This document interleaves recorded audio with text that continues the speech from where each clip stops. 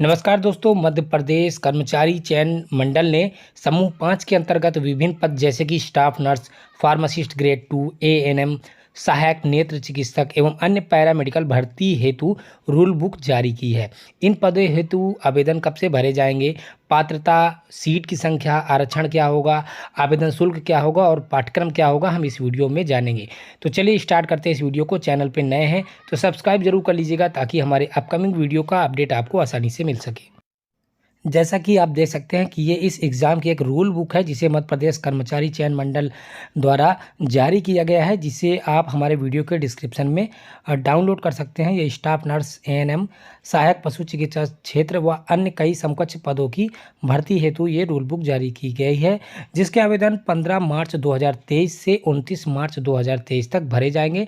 यानी कि आपको 15 दिवस आवेदन के मिलेंगे और किसी प्रकार का अगर आप आवेदन में पेमेंट के बाद करेक्शन करना चाहते हैं तो उसकी डेट 3 अप्रैल 2023 तक है। यानी इस डेट तक आप अपने आवेदन में कुछ शुल्क है जो लगभग 60 रुपये के आसपास होता है, वो शुल्क देके आप अपने आवेदन में करेक्शन करवा सकते हैं।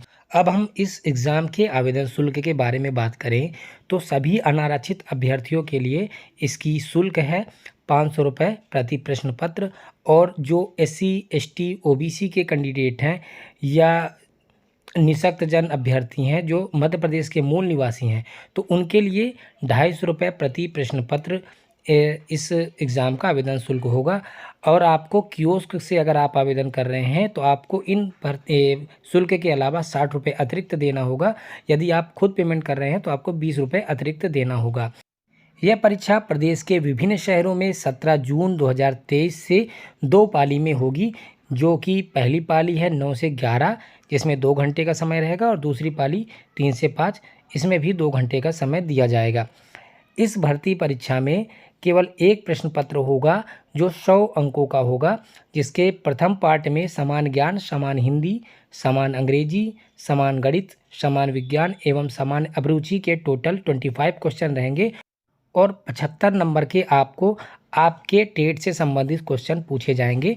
यदि आपने एएनएम के लिए भरा है तो उसका सिलेबस अलग है, फार्मासिस्ट के लिए भरा है, स्टाफ नर्स के लिए भरा है तो उसका सिलेबस इस रूल बुक में डिटेल से दिया हुआ है, जिसे आप एक्सेस करके अपनी तैयारी कर सकते हैं।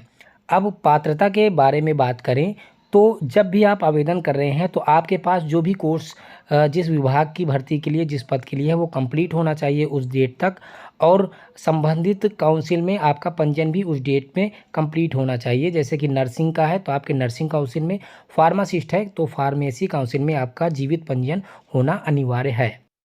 अब हम आयु सीमा की बात करें तो समस्त पद हेतु जो न्यूनतम आयु सीमा 18 वर्ष है और अधिकतम आयु सीमा 40 वर्ष है, और ये आयु सीमा की गणना 1 जनवरी 2023 से की जाएगी। यानी कि इस डेट पे आपकी आयु 18 वर्ष से कम नहीं होनी चाहिए, ना ही 40 वर्ष से अधिक होनी चाहिए।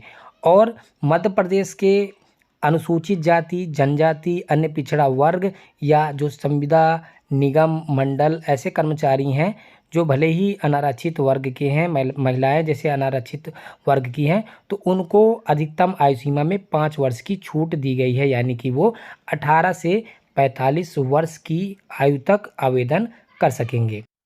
इस भर्ती परीक्षा में सभी जो अभ्यर्थी हैं उनके पास मध्य प्रदेश के रोजगार कार्यालय का जीवित पंजीयन होना अनिवार्य है। तो अगर आपके पास जीवित पंजीयन नहीं है तो कर लीजिए, या एक्सपायर है तो उसे पहले से ही रिन्यू कर लीजिए। आप हमारे इस वीडियो को देख के अपने रोजगार का पंजीयन आसानी से कर सकते हैं, जिसकी लिंक हमारे वीडियो के डिस्क्रिप्शन में आपको मिल जाएगी। चयन के पश्चात आपके सभी डॉक्यूमेंट का वेरिफिकेशन होता है, तो आप सारे डॉक्यूमेंट तैयार रखिए। साथ ही अगर आप संविदा में हैं और उसका अनुभव आप 20% का आरक्षण लेना चाहते हैं तो न्यूनतम 5 वर्ष का आपके पास संविदा सेवा का अनुभव प्रमाण पत्र होना चाहिए। अगर आप EWS कैटेगरी से अप्लाई कर रहे हैं तो आपको EWS का सर्टिफिकेट भी आपके पास होना चाहिए। इसके अलावा भर्ती विभाग द्वारा मांगी गई शैक्षणिक एवं तकनीकी योग्यता के साथ संबंधित काउंसिल का जीवित पंजीयन भी आपके पास होना चाहिए। यहाँ पर अब हम आरक्षण की बात करेंगे तो अनुसूचित जनजाति को 20% का आरक्षण, अनुसूचित जाति को 16%, अन्य पिछड़ा वर्ग को 27% और आर्थिक रूप से कमज़ोर यानी कि जनरल के जो EWS के कैंडिडेट हैं उन्हें 10% का आरक्षण दिया जाएगा।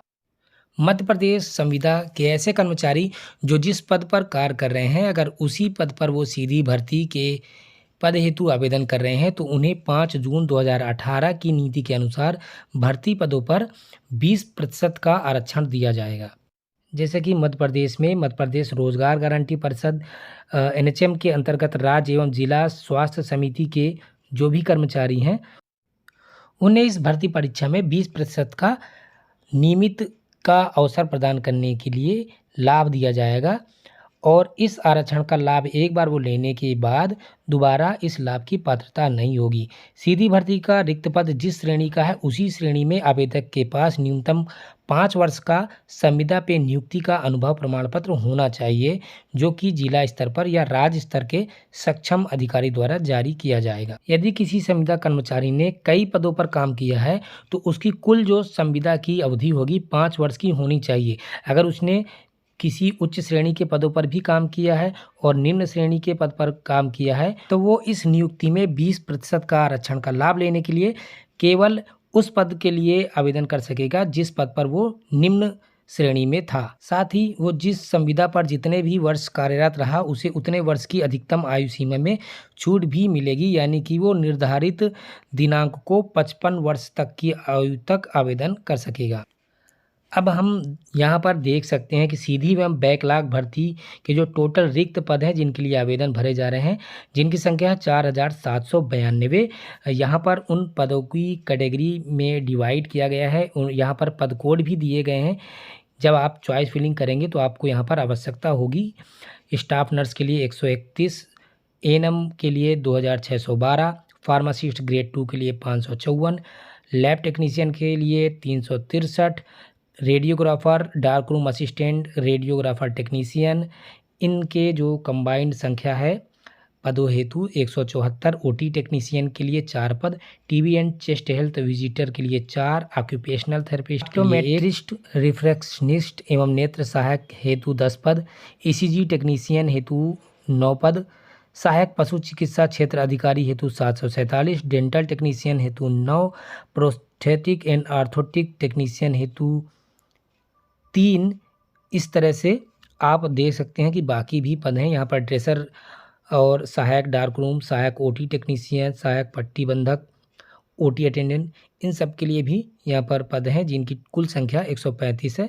इस तरह से सारी भर्ती पदों का योग 4792 होती है। यहाँ पर आप प्राथमिकता क्रम हेतु विभाग के नाम एवं उनके पोस्ट कोड देख सकते हैं, जो कि आवेदन करते समय आपको चॉइस फिलिंग में सहायक होंगे। जैसे कि यहाँ पर संचालय स्वास्थ्य सेवाएं की जो भी भर्तियां हैं आप यहाँ पर देख सकते हैं, उनकी पद संख्या, उनके पद कोड नोट करके आप फिल कर सकते हैं। अब बात करते हैं शैक्षणिक एवं तकनीकी योग्यता।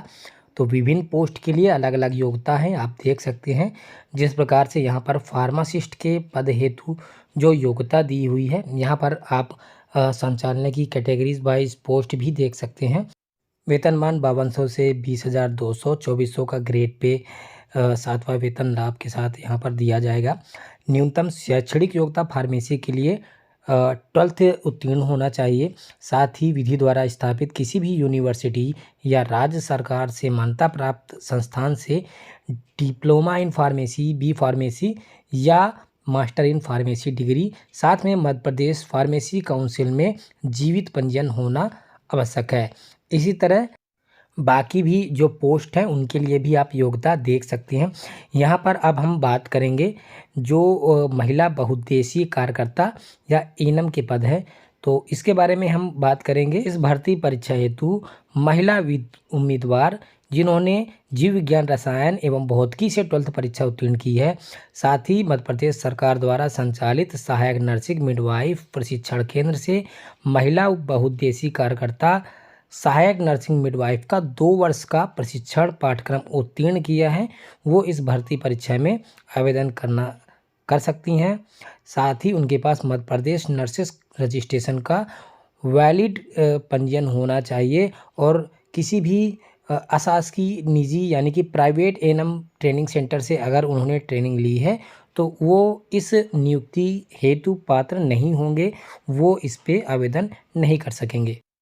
तो जैसा कि हमने बताया, इस भर्ती परीक्षा के लिए आपके पास आधार से रजिस्टर्ड मोबाइल नंबर होना चाहिए। आवेदन करने के लिए रोजगार पंजीयन जीवित होना चाहिए। संबंधित काउंसिल का जीवित प्रमाण पत्र होना चाहिए।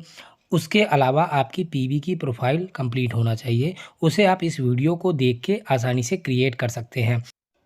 संक्षिप्त सिलेबस के बारे में हमने बताया कि यहाँ पर 25 नंबर में समान ज्ञान, समान हिंदी, अंग्रेजी, गणित, समान विज्ञान, समान अभिरुचि और तकनीक से संबंधित 75 नंबर के प्रश्न आपसे पूछे जाएंगे, यानी कि टोटल 100 नंबर का पेपर होगा। सिलेबस का डिटेल आप इस रूल बुक में अपने विभाग वाइज या पोस्ट वाइज देख सकेंगे। दोस्तों, इस भर्ती परीक्षा के आवेदन या पीवी प्रोफाइल क्रिएट करने में या फिर रोजगार पंजीयन में किसी भी प्रकार की आपको समस्या आ रही हो तो हमें कमेंट में ज़रूर लिखें। आशा करता हूँ ये वीडियो आपको पसंद आया होगा। इस वीडियो को लाइक, चैनल को सब्सक्राइब और अपने दोस्तों के बीच शेयर करना मत भूलें। मैं फिर मिलता हूँ किसी नए टॉपिक के साथ। आपका दिन शुभ रहे। धन्यवाद।